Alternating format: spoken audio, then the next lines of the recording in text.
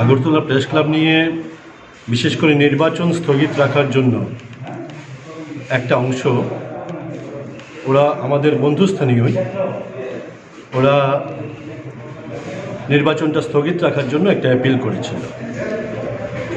এই অ্যাপিলে অনেকেই আশা করে বসেছিলেন যে নির্বাচন যদি স্থগিত হয়ে যায় বা ডেফার হয়ে যায় তাহলে হয়তো লাভ হবে কিছু। সে ঘুরে বালি পড়েছে। আমরা খুবই আনন্দিত যে নির্বাচন স্থগিত হয়নি।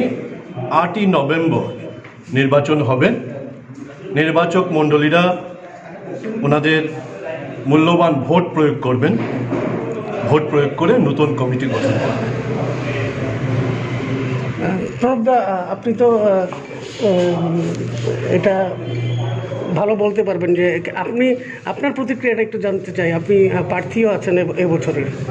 আমি আদালতের রায়ে খুশি, কারণ এটাকে বারবার বলার চেষ্টা হয়েছিল, অগণতান্ত্রিকভাবে হয়েছে। প্রথমে জেলা আদালত, আজকে জুনিয়র ডিভিশন আদালত আবার প্রমাণ করে দিয়েছে প্রেস ক্লাবে সম্পূর্ণ গণতান্ত্রিকভাবে কমিটি নির্বাচিত হয়েছে এবং গণতান্ত্রিকভাবে নির্বাচন করতে যাচ্ছে। আমি আদালতের এই রায়ে খুশি। আদালতকে জানি একটা সত্যের জয় আজকে হয়েছে।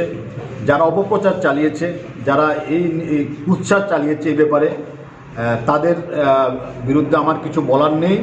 আশা করব এই রায় থেকে ওনারা অতীত দিনে শিক্ষা নেবেন।